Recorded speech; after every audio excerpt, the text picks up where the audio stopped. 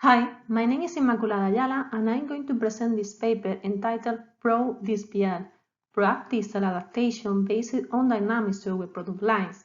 This work is the result of a collaboration between the University of Malaga from Spain and the Mälardalen University from Sweden.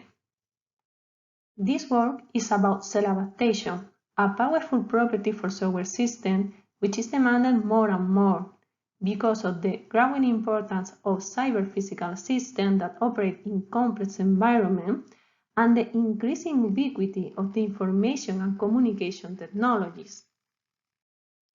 The problem is that designing a self-adaptive system is a daunting task for several reasons. Runtime adaptation mechanisms are usually problematic. Normally, it is not possible to have a precise model of the system to adapt. The system must make decisions with timing constraints. And finally, self-adaptive systems are usually intended to operate in complex environments. The good news is researchers never quit. So there are many proposals for self-adaptation based on different technologies like NDPs, neural networks, or agent-based systems, to mention a few. The work I am presenting today is about one of them, dynamic software product lines. I'm pretty sure that you are familiar with this concept, but just for the record, dynamic software product lines, or DSPLs, are a systematic engineering approach that uses software product line artifacts to model the dynamic variability of a system. These artifacts are usually based on future models and include dynamic variation points, issues that can vary in the system and runtime, and dynamic configuration, which is the current configuration of the system. While the purpose of a software product line is to generate several systems of the same family at the same time, a DSPL can adapt a single system behavior at runtime. In the context of cyber-physical systems, a DSPL usually works as follows. The cyber-physical system is deployed in a context, and internally it has a component named Reconfiguration Service that manages the self-adaptation. This component will send the context periodically to check if something is going wrong, like a violation of a quality of service or the failures of components, and then if something needs to be fixed, the returning component plays its role and using the SPL artifacts generates a new configuration for the system. This new configuration must be valid according to the constraints of the future model, generated at runtime, and optimal or quasi-optimal. This kind of behavior, sensing the environment and reacting to failure, is named reactive strategy and works very well in many situations. But the question here is it the best option in all scenarios? As you can imagine, the answer is no. Reactive strategy works very well in many scenarios, but when the cost of reconfiguration is high, the failure is unacceptable, or the system has a predictable behavior, we need strategies that can work in advance, predicting the future of the system. We need a proactive strategy. This kind of adaptation strategy considers not only the current context, but also the system expected evolution. Therefore, solutions or configurations tend to stay valid for longer. On the other hand, this solution usually has a lower optimality than the generated by reactive strategies. Here, we propose ProDSPL as an optimizing approach that combines dynamic software product lines with a control-based proactive decision strategy. ProDSPL is an approach of model predictive control that relies on a dynamic model of the system to provide configurations. Specifically, ProDSPL acts as a single objective optimization strategy that works over a prediction horizon, providing a plan for the current and future configuration of the system. To combine DSPLs and model predictive control, we formalize the future model as a set of linear constraints. Another contribution of this work is a mapping between extended future models and linear constraints. we illustrate the work of ProDSPL using a strategy mobile game, and we analyze its performance using research questions and the game, an optimization evolutionary algorithm that works as a reactive dynamic software product line. In this slide, we can see an overview of the ProDSPL approach. As you can see, we have tasks that take place at the same time and other tasks that take place at runtime.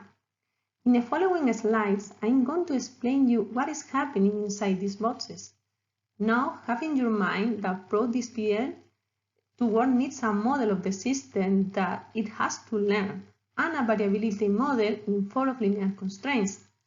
At runtime, the behavior will be similar to the reactive approaches. The reconfiguration service reconfigures the system following the plan provided by the decision-making strategy that tries to maximize the accumulated value of several performance indicators, taking into account the current and the future state of the system. The first task of our approach is to design the variability model of the system to adapt using the method of your choice, if you have any. In our case, we intend to self-adapt a strategy mobile game, and this system can check at runtime the kind of connectivity of the application, if you have a global scoreboard or not, the quality of graphics, the sound, and other features. In addition, it has some cross-tree constraint, like C1, that means that you need to have a network if you want to have a future named global scoreboard. Now we continue with something more specific to our proposal. ProDSPL is a model-based approach, so it needs a mathematical model of the system performance to capture how the system reacts to different future choices over time. In other words, how does the future U affect the relevant performance indicator Y? The model is learned using a non-iterative subspace identification approach implemented using the MATLAB SS function. The identified model n sub t at a specific time instant will be in the form that we can see here in the blue square, where U is the vector of control parameters, the future, Y is the set of performance indicators highlighting how the system is performing, and ABC are matrices learned from the log data. The model is used to predict the future behavior of the system by unrolling the equation 1 over 8 time steps, called prediction horizon. For example, for time step 1 and 2, we will have these equations. To include DSPL artifacts into the model predictive control approach, we need to formalize the model as a set of linear constraints. A binary variable U sub something represents its future, and it is included in inequations that represent the constraints of the future model. For example, to represent paternity relationships, if U sub C is the children's future and U sub P is the parent future, the resultant constraint will be as follows. Mandatory relationships will be similar, and groups will be modeled using summations and inequations taking into account the cardinality of the group. The problem is that this mapping doesn't work with numerical futures. To work with numerical futures, we apply a two-step solution. Firstly, we normalize the range of values that a numerical future can take using the expression that we can see here. Then, we modify the mappings of the previous slide taking into account the bounds and using big N constraints to make sure that the groups respect the cardinalities. After we apply these mappings, the future model is transformed in a set of inequations that represent the tree and cross-tree constraints of the future model. The decision-making strategy is formulated as an optimization problem that takes the form of the equation that we can see in this slide. This equation is subject to the dynamic model of the system and the constraints. Sin n sub t is selected to be a linear model, and C sub t is a set of linear constraints introduced by the future model. All the constraints of the optimization problem are linear. Therefore, If f of u is chosen to be linear concerning the decision variables u, then the formulated control problem is an integer linear programming problem. The output of the optimization problem is a long-term plan over the prediction horizon h because, as we stated, ProDSPL applies the so-called receding horizon principle. In our case, the first reconfiguration option of the plan is the runtime application configuration that fits not only the current context, but also the expected behavior of the system. Our strategy mobile game optimizes the utility of the application for the user considering the battery consumption. So we have 27 variables u and 3 performance indicators. Y sub 1 is the utility, Y sub 2 is the estimated battery level, and Y sub 3 is the current battery consumption. The function to maximize is this one that we can see here. These functions returns the utility of the numerical future, and these alpha are weights of the relevance of having the ith future enabled. Now we are going to analyze the work of ProDSPL, and we propose 3 research questions with the goal of analyze the feasibility of using proactive control for DSPLs and assess its weaknesses and strengths. The research question 1 is how is the utility of the configuration generated. The research question 2 is how good are the execution times of the proactive control for DSPLs, and the third question is when is the proactive strategy better than a reactive strategy? To answer this question, we use study different aspects of ProDSPL for the strategy mobile game that we have used as a running example and for randomly generated future model. We compare the work of ProDSPL with a game, a reactive dynamics over product line based on evolutionary algorithms, and a mobile phone simulator. So, how is the utility of the configuration generated? We studied the evolution of the utility and the accumulated utility of the strategy mobile game and the random future models using the game and ProDSPLs. And the conclusions were that the accumulated utility of the proactive strategy is comparable with the cumulative utility of the reactive strategy. In general, the proactive approach makes the system to live for longer and needs much less configuration to keep certain quality.